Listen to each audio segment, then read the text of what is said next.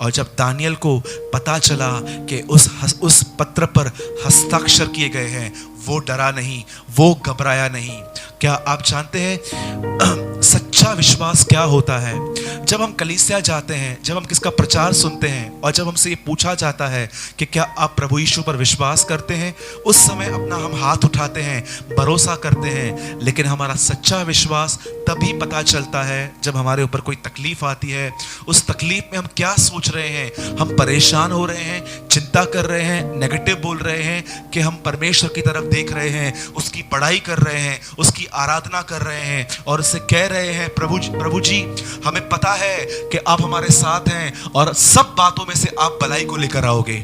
मैं आपको बताना चाहता हूं बड़े दुख के साथ कि 99% मसीह लोग जब वो समस्याओं में आते हैं, वो कुड़कुड़ाते हैं, वो परेशान हो जाते हैं, वो कंप्लेन करते हैं, वो ये कहते हैं कि अगर परमेश्वर है तो आज मेरी हालत ये क्यों है। लेकिन मैं आपको बताना चाहता हूं दानियल हमारी तरह नहीं था, वो अपने परमेश्वर को जानता था। यीशु ने कहा अनंत जीवन यह नहीं है कि हम बहुत सारे गीत गाएं और हर बार हम कलीसिया अटेंडेंस करें। जी नहीं, हमें कलीसिया आना है, हमें आराधना करनी है। पर बाइबल कहती है अनंत जीवन यह है कि हम एकमात्र परमेश्वर को जाने। ये हो ही नहीं सकता कि हम अपने परमेश्वर को जान के निराश रह सकते हैं। बाइबल कहती है 11:33 दानियल में, जो अपने परमेश्वर को जानते हैं वो बहुत सामर्थी होंगे। क्या चिन्ह है कि कोई परमेश्वर को जानता है? आज हर कोई ये कहता है कि मैं परमेश्वर को जानता हूं, पर दानियल कहता है जो अपने परमेश्वर को जानते हैं वे बहुत सामर्थी होंगे, वो घबराएंगे नहीं, वो परेशान नहीं होंगे। यीशु मसीह ने एक बार कहा तुम सब मुझे छोड़ दोगे पर मैं अकेला नहीं हूं, पिता मेरे साथ है। और जब दानियल को पता चला उस कागज पे हस्ताक्षर किए गए हैं, तो बाइबल कहती है वो अपने ऊपर खिड़की पे गया और परमेश्वर से प्रार्थना करने लग गया। और बहुत सारे लोगों ने देखा कि ये उस आज्ञा के उल्लंघन कर रहा है जो राजा ने ठहराई है। लोगों ने उसे पकड़ा और राजा के सामने ले गए और उसको कहा कि देखो राजा, इसने आपके विरुद्ध काम किया है। तब राजा ने उसके विरुद्ध ये ऐलान कर दिया कि हाँ तुम इसे मार सकते हो। और जानते हैं क्या हुआ? जब दानियल को पकड़ के उस सिंहों की मांद में फेंक रहे थे, दानियल ने एक बार नहीं कहा मैं निर्दोष हूं। दानियल ने एक बार नहीं कहा कि मुझे छोड़ दो, मैं आज के बाद ये गलती नहीं करूंगा, क्योंकि दानियल अपने परमेश्वर को जानता था। दानियल चुपचाप से चला गया और अगले दिन जब राजा समय उसकी हड्डी और उसके मांस को देखने के लिए आए तो वहां पर कुछ भी नहीं था। और राजा ने उस खड्डे की तरफ चिल्लाया और कहा, हे दानियल, जिस परमेश्वर की तू उपासना करता है क्या वो तुझे बचा सका? मेरे ख्याल से राजा इस उम्मीद में होगा कि दानियल खत्म हो गया। मैं आपको बताना चाहता हूं जिनके साथ परमेश्वर है वो कभी खत्म नहीं हो सकते, परंतु वो शैतान का हर काम खत्म कर देंगे। और जानते हैं वहां क्या हुआ?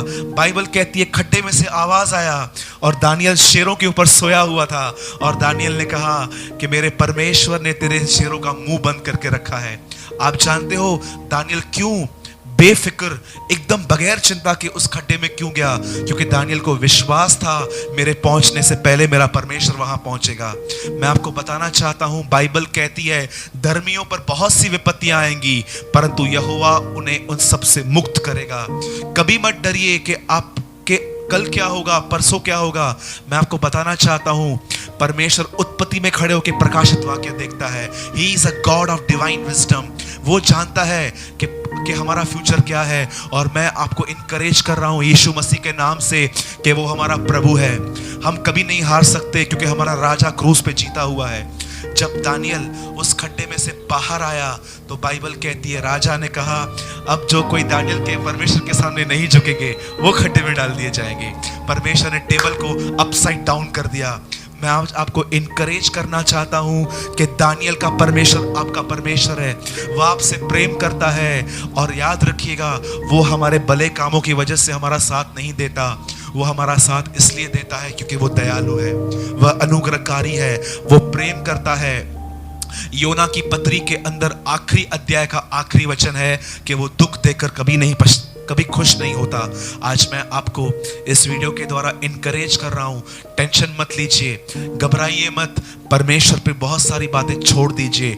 यीशु ने कहा जैसे एक डाली बगैर दाखलता के फलवंत नहीं हो सकती, वैसे ही तुम मुझसे अलग होकर कुछ नहीं कर सकते। आज मैं आपको इनकरेज कर रहा हूं, अपने भविष्य की चिंता मत कीजिए क्योंकि समय परमेश्वर आपका भविष्य है। ये मत सोचिए कि अगर मैंने पास्ट में ये मिस्टेक न की होती तो शायद मेरा जीवन कहीं और होता। मैं आपको बताना चाहता हूं एक और चीज। एक समय आया जब यूहन्ना बपतिस्मा दाता के माता पिता जिनको बच्चा नहीं था, परमेश्वर ने उन्हें संतान दी जिसका नाम रखा उन्होंने यूहन्ना बपतिस्मा दाता। क्या आप जानते हो, जैसे उनकी माता एलिशिबा प्रेग्नेंट हुई, उन्होंने क्या कहा? उन्होंने ये कहा कि परमेश्वर ने मनुष्यों के बीच में मेरी नामधराई को दूर किया है। हर जगह पे एलिशिबा का नाम खराब था कि वो एक पापी स्त्री है, वो बांझ है, she is a childless women, उसे बच्चा नहीं होता। लेकिन जिस समय उसे बच्चा हुआ, प्रेग्नेंट हुई, उसने क्या कहा कि परमेश्वर ने इन दिनों में मेरी नामधराई को दूर किया है। मैं आपको बताना चाहता हूं, हो सकता है जीवन के किसी क्षेत्र में आपका नाम बहुत खराब है, लोग आपके लिए बहुत उल्टा सीधा बात करते हैं, उनके अंदर आपके प्रति अच्छे विचार नहीं है। मैं आपको बताना चाहता हूं, आप मत सोचिए कि वो क्या सोच रहे हैं। आपका परमेश्वर आपकी खराब इज्जत को वापस बनाना चाहता है, क्योंकि उसने कहा कि परमेश्वर ने मेरी नामधराई को दूर किया है। आज मैं आपको इनकरेज करना चाहता हूं और एक आखिरी बात बता के मैं इस वीडियो को समाप्त करना चाहता हूं। आपको पता है, जिस समय दानियल को सिंहों की मान में डाल दिया गया, उस समय दानियल 89 इयर्स का था। 89, एक बुढ़ा व्यक्ति था वो, क्योंकि ये इतिहास रहा है कि बेबीलोन की सरकार हर 70 साल में बदली जाती है। जब वो उस शहर में पहुंचा, उस समय वो खाली 17 या 19 साल के कुछ बीच में था, ऐसा इतिहास बताता है। और जब दूसरा नया राजा आया, उस राजा के समय में उसे शेरों के मान में डाल दिया गया था। एक व्यक्ति जो लगभग 90 साल का होने का था, उसका परमेश्वर के साथ वैसा ही संबंध था, वैसा ही उसके ऊपर अभिषेक था, वो वैसे ही परमेश्वर को पहचानता था। मैं आपको आज इनकरेज कर रहा हूं, अपनी समस्याओं को मत पहचानिए, अपने परमेश्वर को पहचानिए। वो आपसे प्रेम करता है और वो आपका साथ देगा।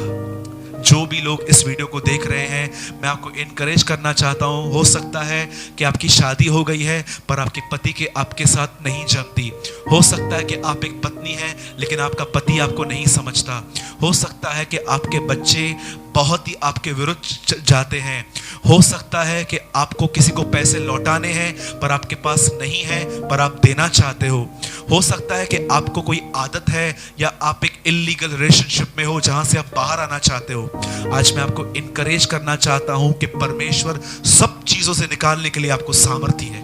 उसके पास हर चीज की शक्ति है आपको निकालने के लिए। उस पर सिर्फ और सिर्फ एक काम कीजिए, बच्चों के समान उस पर विश्वास कीजिए। जब आप इस बाइबल को उठाते हैं तो परमेश्वर के वचन को जब पढ़ते हैं, एग्री कीजिए, एग्री हो जाइए जो इसमें लिखा हुआ है, और वो आपको छुड़ाएगा और वो आपको एक सेफ प्लेस पे खड़ा करेगा।